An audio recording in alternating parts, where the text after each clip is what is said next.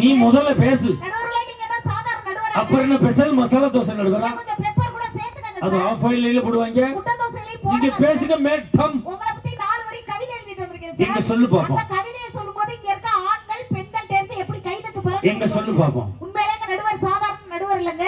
நீங்கள் ஸ்பீடாக பேசுவதில் நீங்கள் ஒரு ஹீரோ ஹோண்டா. ஜில்லுன்னு பேசுவதில் நீங்கள் ஒரு ஜிகர் தண்டா. ஜிகர் தண்டா. தாகம் தணிப்பதில் நீங்கள் ஒரு ஃபேண்டா. ஃபேண்டா. உங்களை போல் நடுவர் தமிழ்நாட்டுல உண்டா? உண்டா. அந்த எதிரணிக்கு தீர்ப்பு சொல்ல நீங்களோட மண்டா. மண்டா. நீ ஏன் ஊர் சாப்பிட்ட ஆயிட்டா குண்டா. நீ ஒரு கறி புடிச்ச அண்டா. நான் கவிதை வச்சிருக்கேன். சார் என்னை கருப்புடு மட்டும் சொல்லாதீங்க. காக்கைக்கும் தன் குஞ்சு பொன் குஞ்சு நடுவர்களே. அப்படி ஓரமா வச்சு கொஞ்சம். என்ன பேச்சு எதிரணில இருந்து வந்து வீடு நாடு சிறக்கணும்னா ஆண்களுடைய உழைப்பு புலம்பிட்டு போறாங்களா சார்? உண்மையிலே அவங்க 2 பேருக்கு மட்டும் ஒன்னு சொல்றேன் சார். இந்த மின்சாரம் இல்லைனா வீடு மட்டும் தான் இருட்டா இருக்கும். ஒவ்வொரு குடும்பத்திலயும் ஒரு பெண் இல்லைனா அவங்க வாழ்க்கையே இருட்டா போயிடும். அதனால தான் நாங்க யூபிஎஸ் பேட்டரி வைக்கிறோம். சார் ஒரு பெண் பந்த கால் போட்டு வந்தாதான் சார் நீங்க சொந்த கால்ல நிக்க முடியும். அதனால தான் மண்டபத்துல கல்யாணத்தை முடிச்சறோம். கல்யாணம் முடியாத வரைக்கும் நீங்க எல்லாம் சாதாரண மனுஷே. எங்களை திருமணம் முடிச்சதுக்கு அப்புறம் தான் குடும்பத்துக்கு கூட புருஷன் நீங்க. ஏய் நான் புருஷன் நீ யாரு புருஷன்டா? பத்துமாவா அது கொளுந்தியாடா லூசு போடா. கூட்டத்துல மாத்தி சொல்றேன். கொண்டு பேர மாத்தி சொல்றயா? சார் பெண் என்றால் அன்பு. அன்பு. பெண் என்றால் பண்பு. பண்பு. பெண் என்றால் ஒரு தெம்பு. அவளை நம்புங்க உங்க வாழ்க்கை உருப்படும். அப்படிப்பட்ட பெண் உங்க குடும்பத்துக்கு இருக்கும்போது பொறுப்பா எப்படி தெரியுமா இருக்கும்? எப்படி இருக்கும்? அந்த வீடு நாடு எப்படி தெரியுமா மகிழ்ச்சியா இருக்கும்? எப்படி இருக்கும்? அப்படி தென்றல் உறங்கிய போது திங்கள் உறங்கிய போது பாருங்க. ஆஹா ஆஹா.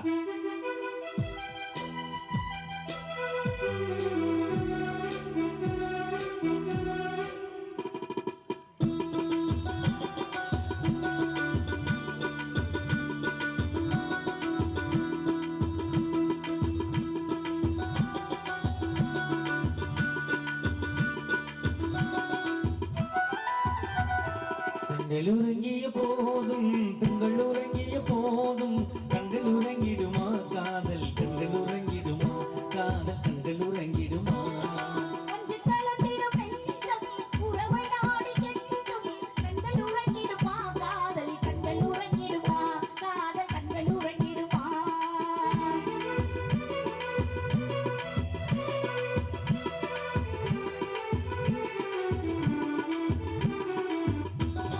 நீல இரவிலே தோன்றும் நிலவை போலவே நிலவை போலவே மாம்பை குமரியே நீயும் வந்த போதிலே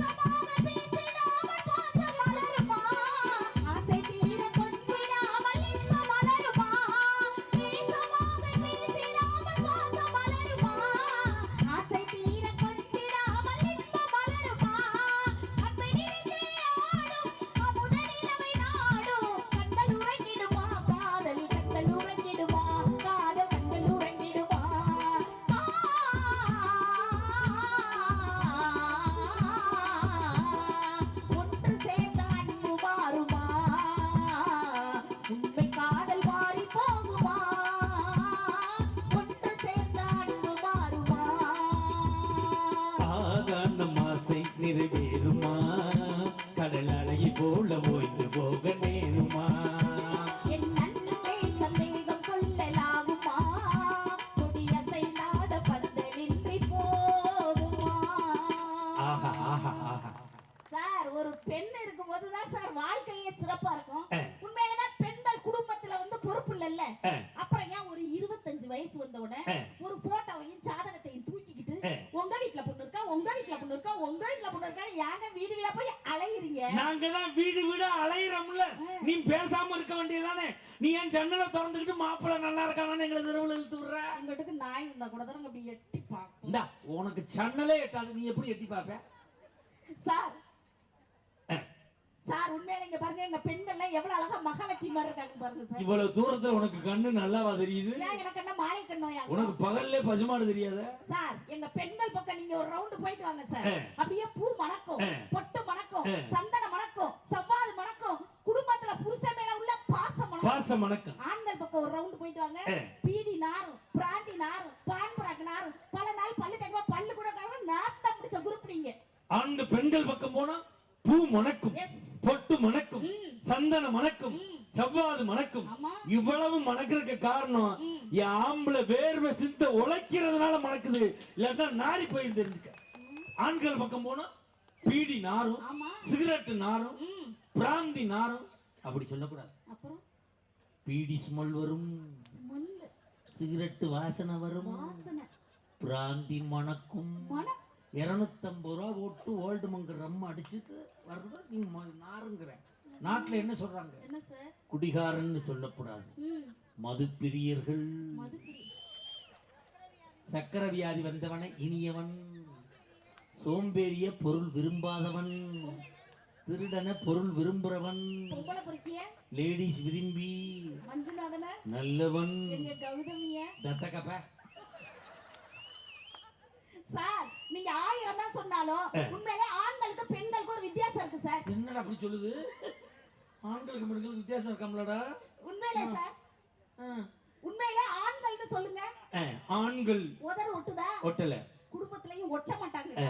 பெண்கள்னு சொல்லுங்க. பெண்கள் உதடு ஒட்டுதா? உதடு ஒட்டுது. ஒவ்வொரு குடும்பமும் இன்னைக்கு ஒட்டிக்கிட்டு கிடக்குனா பெண்கள் எங்கனால? ஆண்கள் சொல்லும்போது உதடு ஒட்டல, ஆமா. பெண்கள் சொல்லும்போது உதடு ஒட்டுது. எஸ்.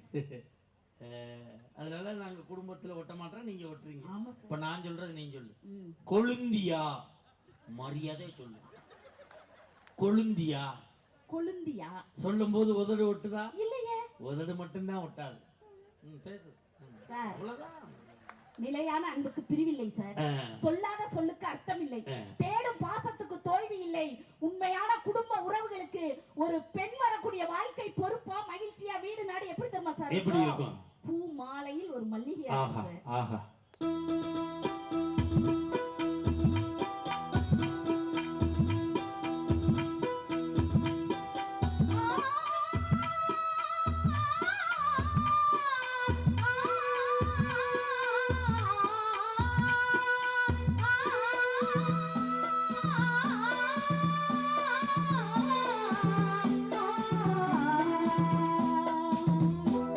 பூமாலையில் ஓர் மல்லிகை இங்கு நான் தான் தேன் என்றது.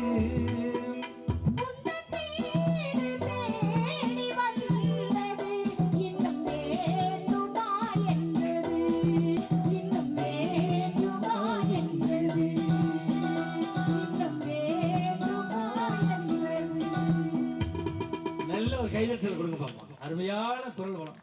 பள்ளபாளையம் வந்துட்டே இல்ல? சரிங்க சார். 4 படத்துல தானே பாடி இருக்கீங்க? ஆமா சார். 40 படத்துக்கு மேல பாடணும். இந்த குரல் வளத்தோட 100 வயசுக்கு மேல நீங்க வாழணும்னு என் மக்கள் சார்பா உங்களை வாழ்த்துறேன். நன்றிங்க சார். நீ எத்தனை வருஷம் வாழணும் உன் புருஷன்ட்ட போய் கேளு. நான் இருக்கும் வரை நீ இருப்பாய். நீ ஒன்றும் அவசரம் இல்லை. நீ இந்த அம்மா அவன் எல்லாம் லேட்டா வாங்க. சார் உண்மையிலே இங்க பாருங்க, நாங்க பெண்கள்லாம் அழகா மேட்சுக்கு மேட்சா ட்ரெஸ் போட்டுக்குவோம். ஏன் தெரியுமா? பெண்கள் நாங்கலாம் மேட்சுக்கு மேட்சா ட்ரெஸ் ஏன் பெண்கள் மேட்சுக்கு மேட்சா ட்ரெஸ் போடுறீங்க? கட்டுன புருஷன் தான் எங்களுக்கு மேட்ச் அல்ல, போட்டுக்கிற ட்ரெஸ் அது கொஞ்சம் மேட்சா இருக்கணும். நாங்க ஆம்பளை ஏன் தெரியுமா மேட்சுக்கு மேட்சா ட்ரெஸ் போடுறது இல்ல? கட்டுனது மேட்ச் அல்ல, கட்டிக்கிறது மேட்ச் அல்ல. நாங்க போய்கிட்டு இருப்போம். என்ன பேச்சு பேசுறாங்க மனைவிய பத்தி? வீட்டுல மனைவி சமைக்க மாட்டேங்கிறா, சாப்பாடு போட மாட்டேங்கிறான்னு என்ன குறை சொன்னா அப்படி? மஞ்சுநாதன் பாருங்க, வீட்டுல மனைவிய பார்த்து ஒரு நாளைக்கு எத்தனை டீ சார் போட்டு கூப்பிடுறாரு காலையில இருந்து சாயந்தரம் வரைக்கும். ஏய் பேஸ்ட் கொண்டாடி, பேஸ்ட் கொண்டாடி, துண்டு கொண்டாடி, இட்லி கொண்டாடி, சட்னி கொண்டாடி எத்தனை டீ போடுறாரு. என்னைக்காவது பெண்கள் நாங்க தான் காப்பி உன் புருஷன்ட்ட போய் சொல்லு, மரியாதை கட்டு போயிடும். அப்படி சொன்னமா சார்? சொல்லிவிட்டியா? இப்ப எவ புருஷன் 1 மாசமா சுத்தி வித்துறேன். ஆனா சார் உண்மையிலே பாருங்க, நீங்க தனியா 2 வீலர்ல போங்க, காவல்துறை என்பர் வழி மறிச்சு நிறுத்துவாங்க. நிப்பாட்டு, ஆர்சி புக் இருக்கா, இன்சூரன்ஸ் இருக்கா, ஹெல்மெட் இருக்கா, மாஸ்க் இருக்கா, இப்படி 1008 கேள்வி கேட்பாங்க. அப்படி என்ன மாதிரி அழகான பெண்ணை பைக்ல ஏத்தி வார்த்தை திருத்தம் தேவை. உன்ன மாதிரி அழகான இல்ல, அகலமான வார்த்தை கவனம் தேவை. என்ன மாதிரி பெண்ணை பைக்ல ஏத்திக்கிட்டு போனீங்கன்னா எந்த ஒரு காவல்துறை என்பரும் வழி மறிச்சு நிறுத்த மாட்டாங்க. அப்ப ஒரு ஆணுக்கு பாதுகாப்பே பெண்கள் நாங்க தானங்க. உண்மை சார். நேத்து நான் பைக்ல போனேன், போலீஸ்காரர் நிப்பாட்டிட்டார். ஆர்சி புக் எடுங்க, லைசன்ஸ் எடுங்க, இன்சூரன்ஸ் எடுங்க. பட்டிமன்ற நடுவர்னா உன்னை தாண்டா முழுசா செக் பண்ண எல்லாத்தையும். அந்த நேரம் ஒருத்தன் பொண்டாட்டியோட போன விட்டுட்டார். நான் கேட்டேன், சார் நாங்கள் தனியாக வந்தால் பிடிக்கிறீங்க, லேடிஸோட போட்டு விட்டுருக்கீங்களே ஏன் சார் கேட்டேன். அது ஒன்றும் இல்லை தம்பி, அவனே ஒரு கரகத்தோட போய்கிட்டு இருக்கான், நம்மதுக்கு இன்னொரு கரகத்தை இழுக்க, அப்படி தான் போடான்னு சொல்கிறோம்னு போலீஸ்கார் சொன்னார். நான் சொல்ல சார் எல்லாம் பயன் கட்டியிருப்பாங்க, அதான் சிரிக்கிறாங்க. சார் நம்பிக்கை இல்லாத இடத்தில் அன்பு இருக்காது சார். ஆமாம்மா. அன்பு இல்லாத இடத்தில் சந்தோஷம் இருக்காது. நெசம். சந்தோஷம் இல்லாத இடத்தில் வாழ்க்கையே இருக்காது. அப்படி நம்பிக்கையும் சந்தோஷத்தையும் ஒரு பெண் வீட்லயும் நாட்டிலையும் எப்படி தெரியுமா எப்படி கொடுப்பா? அப்படி பால் வண்ண பருவம் கண்டு மாதிரி கொடுப்பா சார். ஆஹா.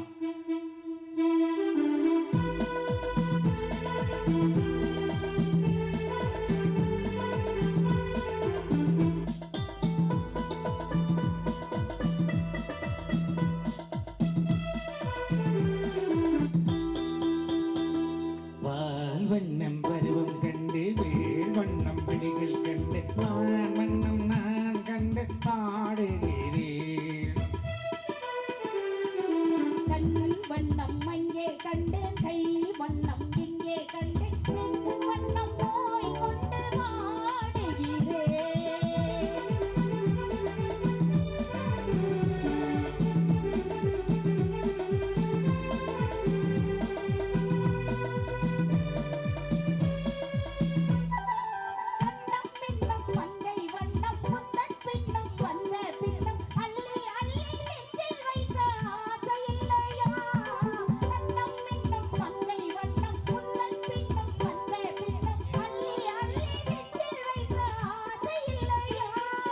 கார் வண்ண கூந்தல் தொட்டு தேர் வண்ண மேனி தொட்டு கார் வண்ண கூந்தல் தொட்டு தேர் வண்ண மேனி தொட்டு பூ வண்ண பாடம் சொல்ல என்னும் இல்லையா?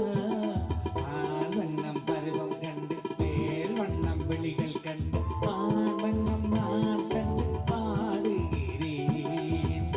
வண்ணம் அங்கே கண்டேன், கை வண்ணம் இங்கே கண்டேன், பெண் வண்ணம் நோய் கொண்டு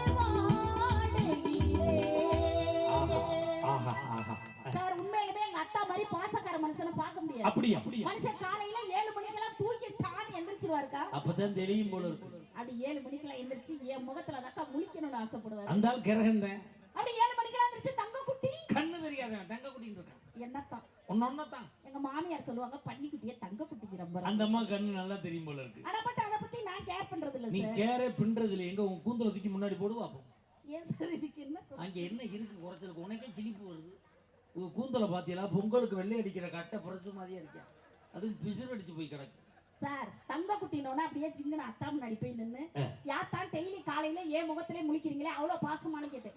அதுக்கு அவர் ஒரு வார்த்தை சொன்னாருக்கா, அதெல்லாம் ஒண்ணும் கிடையாது, உன்னை உத்து பார்ப்பேன் இருட்டாயிருக்கு, நான் விடியலன்னு படுத்து தூங்கிறேங்கிறாரு. இதுக்கு பேர் தான் விடியா மூஞ்சிங்கிறது. ஹலோ, என்னதான் நான் விடியா மூஞ்சியா இருந்தாலும் கூட எங்க அத்தா வாழ்க்கை விடியறது ஒரு பெண் என்னால.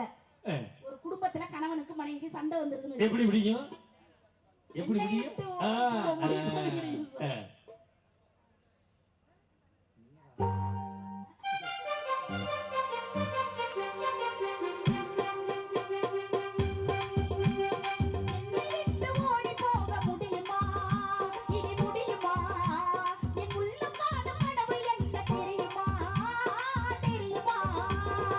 உன்னை விட்டு ஓடி போக முடியுமா? இனி முடியுமா? நாம் இருவரல்ல ஒருவர் இனி தெரியுமா? தெரியுமா?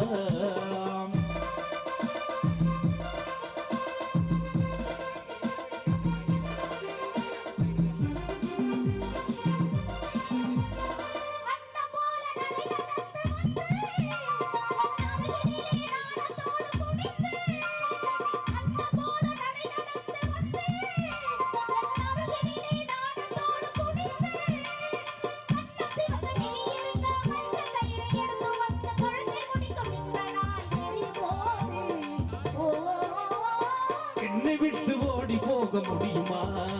இனி முடியுமா? நாம் இருவரல்ல ஒருவர் இனி தெரியுமா? தெரியுமா?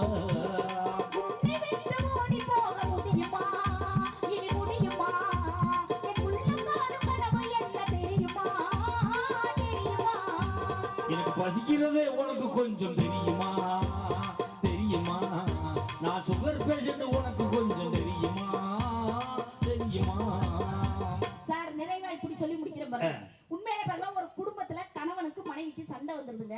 அதை தான் பெத்த புள்ள வந்து அந்த அப்பா அம்மா சண்டையை சமாதானப்படுத்துவான். இப்ப எனக்கு எங்க அத்தானுக்கு சண்டை வந்துருச்சுன்னு வச்சுக்கோங்க, என்னைய சமாதானப்படுத்துறதுக்காண்டி அப்படி பீச்சு கூட்டிட்டு போவார். அப்படி பீச்சு கூட்டிட்டு போய் அப்படியே அவர் மடியில என்னைய சாய வச்சு என் தலையை வருடி விட்டு, இந்த நூடுல்ஸ் மண்டையவா 4 வரி கவிதை சொல்லுவார் சார். அந்த வானம் தெரியவில்லை, அந்த நிலவு தெரியவில்லை, அந்த கடல் அலைகள் கூட தெரியலடி செல்லனார். நான் உடனே கேட்டேன், அவ்வளவு அழகா இருக்கனாத்தா அப்படிங்கிறேன்.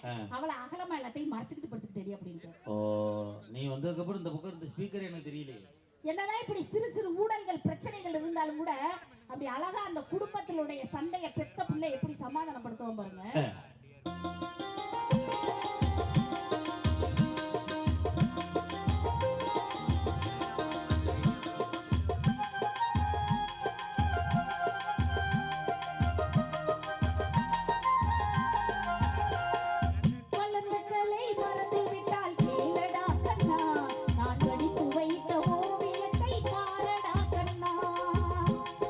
வழுந்துகளை மறந்து விட்டாள் கேளடா கண்ணா, அவள் வடித்து வைத்த ஓவியத்தை பாரடா கண்ணா. குடும்பங்களை போதும் என்று கூறடா கண்ணா, குடும்பங்களை போதும் என்று கூறடா கண்ணா, இந்த கூட வேறு கலைகள் வேறு ஏதடா கண்ணா. வழுந்துகளை மறந்து விட்டாள் கேளடா கண்ணா, அவள் வடித்து வைத்த ஓவியத்தை பாரடா கண்ணா.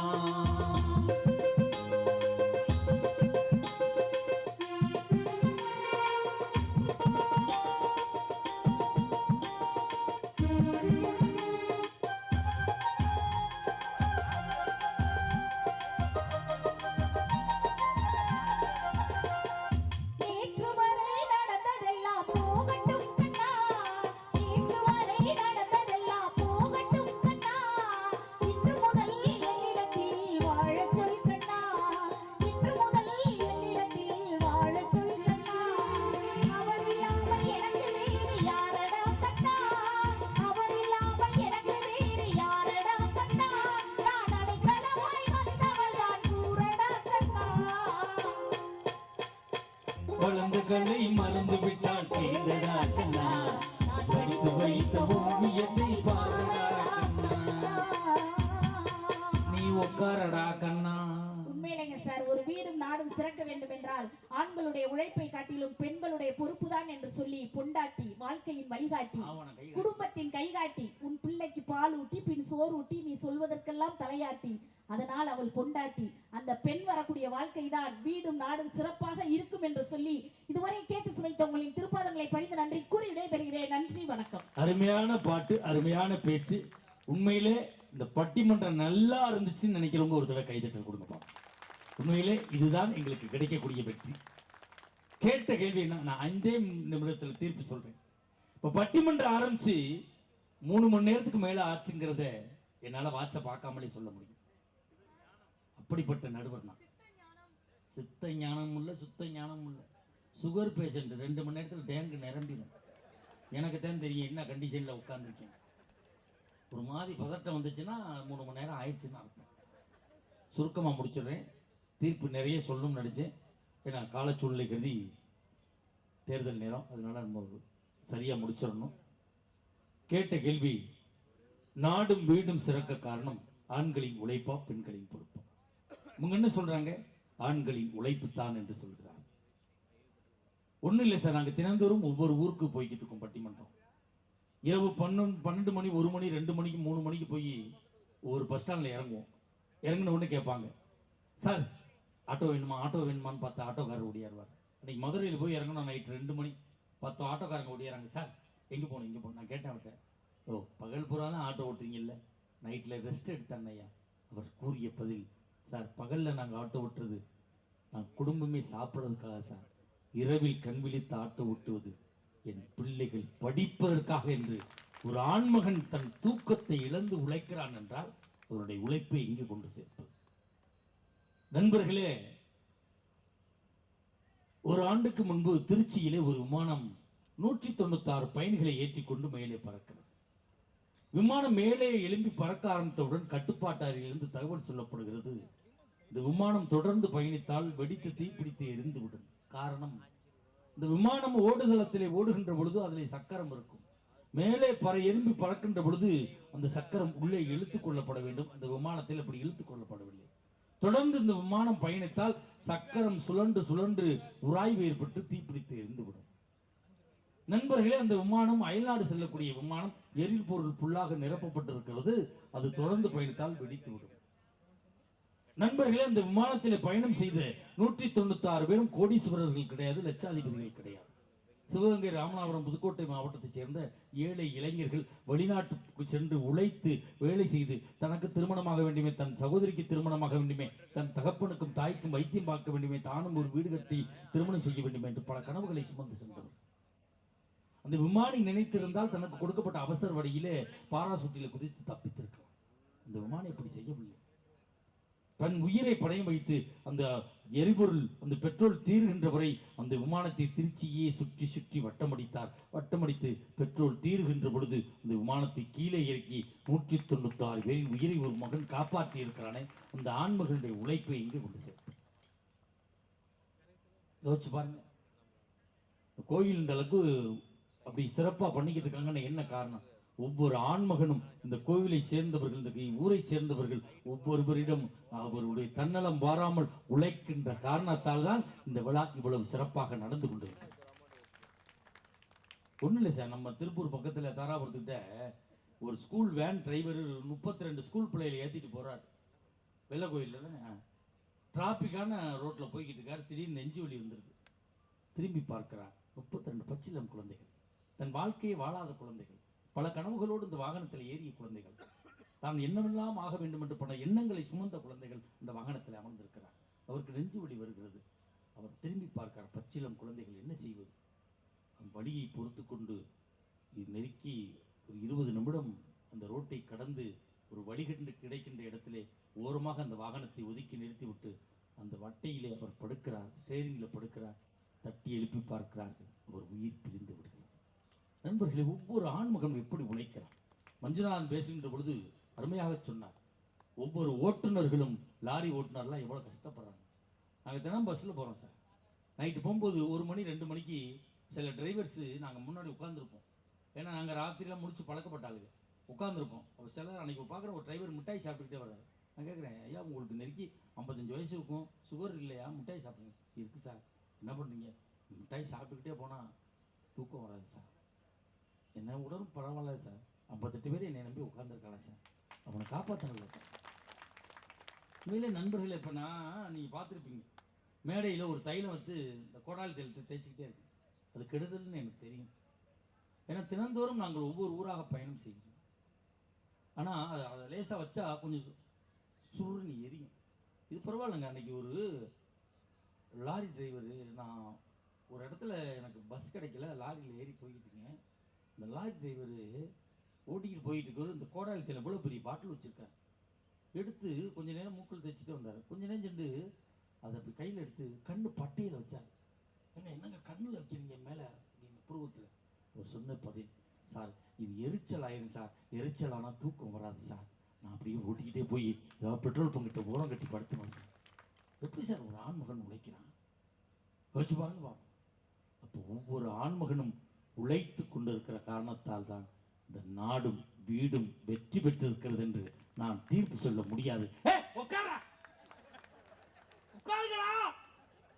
இது ரெண்டு என்னடா பதில் சொல்றது? முடிச்சிடறேன் 2 நிமிஷம். அப்போ பெண்களுடைய பொறுப்பு என்னன்னு பார்க்கணும் சார். இப்போ பட்டிமன்றம் முடியும், அவர் 3 மணிக்கு வீட்டுக்கு போவேன், காலிங் பில் எடுப்பேன், என் மனைவி கதவு திறப்பாங்க. அவங்க மகாராஜா பள்ளுபாளையம் பட்டிமன்றம் சென்றீர்களே, எப்படி இருந்தது அப்படியா கேட்பா. போய் படுத்தனாம் பயிரிக்கிட்டு ஊழிச்சுத்திரியா ஊழிச்சுத்தி போல போய் பண்ணுறாங்க. இதே முகம் கொஞ்சம் கவலையாக வாட்டமாக இருந்தால் கேட்பா, ஏன் ஒரு மாதிரியா இருக்கு? என்ன தெரியலமா, என்னால் சரியாக பேச முடியலமா அப்படின்னா, சூடாக பாலாத்தி கொடுத்து போய் படியா, நாளைக்கே காரைக்குடியில் பட்டிமன்றம் இருக்குமா. வாழ்க்கையில் நான் தோற்று போகின்ற பொழுது என்னை தேற்றுகின்ற பொறுப்பு என் மனைவி என்ற ஒரு பெண்ணிடம் இருக்கிறது. இல்லைன்னு சொல்லுமா? நம்ம தொழில் பண்ணுறோம், வியாபாரம் பண்ணுறோம், நஷ்டமாயிடுது, எல்லாத்தையும் இழந்துடுறோம். வீட்டில் போய் தனிமரமாக நிற்கும்போது நம்மளோட சேர்ந்து ஊர் சுற்றினவன் வருவானா? நம்மளோட சேர்ந்து தண்ணி அடிச்சவன் வருவானா? நம்மள்கிட்ட வாங்கி சாப்பிட்டவன் வருவானா? கண்களையும் நிற்கும் போது பெத்த தாய் ஒடியாந்து கேட்பா, ஏன்டா ஒரு மாதிரியா இருக்க? அம்மா எல்லாத்தையும் நஷ்டமாக்கிட்டோம்மா, எப்படிமா என் பிள்ளைகளை படிக்க வச்சு நான் கல்யாணம் பண்ணி கொடுக்க போகிறேன். கண் கலங்கும்போது அந்த பெத்த தாய் காதில் கழுத்தில் கிடக்கிறத கழட்டி கொடுத்து தான் சிறுபாடு சேர்த்து வச்ச பணத்தை கொடுத்து நான் இருக்கிறேன் என்று சொல்லக்கூடிய பெற்ற தாயிடம் இருக்கிறது போல். நண்பர்களே, மகள்களை பெற்ற அப்பாக்களுக்குத்தான் 3 தாய் இருக்கிறாள் என்பதை யாரும் மறுக்கவும் முடியாது, மறக்கவும் முடியாது. நான் வீட்டில் போய் அம்மா தலைவலின்னு எங்கள் அம்மா ஒரு மாத்திரை கொடுத்து போட்டு போடுறாம்மா. அம்மா தலைவலின்னு என் மனைவி ஒரு தைலத்தை கொடுத்து தேய்ச்சிட்டு படுங்குமாங்க. அம்மா தலைவலின்னு எங்கள் அம்மா மாத்திரை தர வேணாம், என் மனைவி தைலம் தர வேணாம். என் மக ஒடியாந்து அந்த பிஞ்சு வரல எங்கேயாப்பா தலைவலிக்கு கையை வச்சா சரியாக போயிருந்தேன். இது என்ன உழைப்பெல்லாம் அதில் போயிரும்ல. உண்மையிலே நண்பர்களே, நாங்கள் மனைவி நிறைய கேலி பண்ணோம், கிண்டல் பண்ணோம். அது நகைச்சுவைக்கா ஒன்று தெரிஞ்சுக்கங்க, அது ஜாலிக்காக பேசணும். மனைவி என்ற ஒரு பெண் வீட்டில் இருக்க வரைக்கும் தான், மனைவி என்ற ஒரு பெண் வீட்டில் பொறுப்பாக இருக்க வரைக்கும் தான் என்ன சாப்பிடலான்னு யோசிக்க தோணும். அவள் போய் சேர்ந்துட்டான்னு வச்சுக்கோங்க, எங்கே சாப்பிடலான்னு தான் சார் யோசிக்க தோணும். இந்த மனைவி இருக்க வரைக்கும் தான் சார் வீட்டில் பாய், இல்லைன்னா எத்தனை தான் சார் பாய். மனைவியினுடைய அருமை யார்கிட்ட கேட்கணும் தெரியுமா?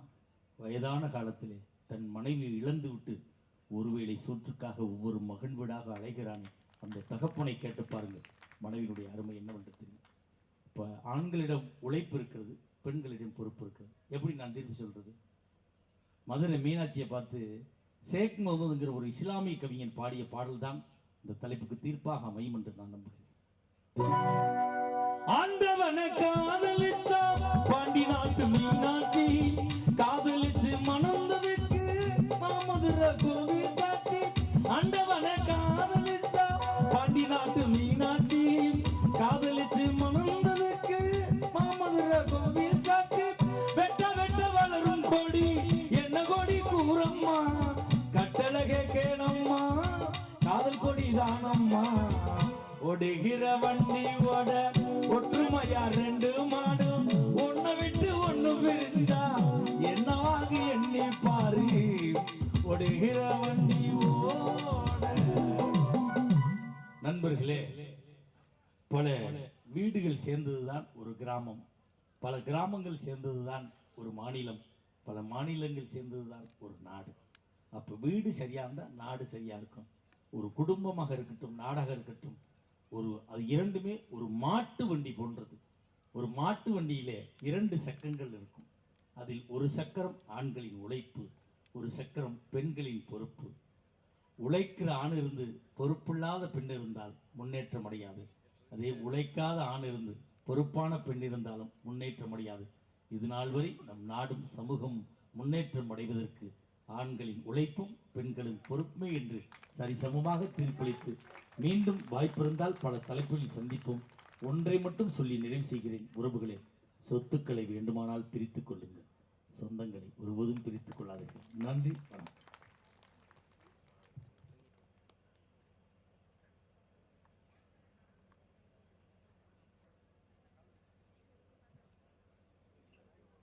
ஹலோ, இந்த வாய்ப்பை எங்களுக்கு வாரி வழங்கிய பலவலை ஊர் பொதுமக்கள் மற்றும் விழா கமிட்டியினர் அத்தனை பேருக்கு மனமார்ந்த நன்றிகளை வாழ்த்துக்கள் சொல்லி, அந்த பேட போடுங்க, ஒரு சாமி பேட்டணும்.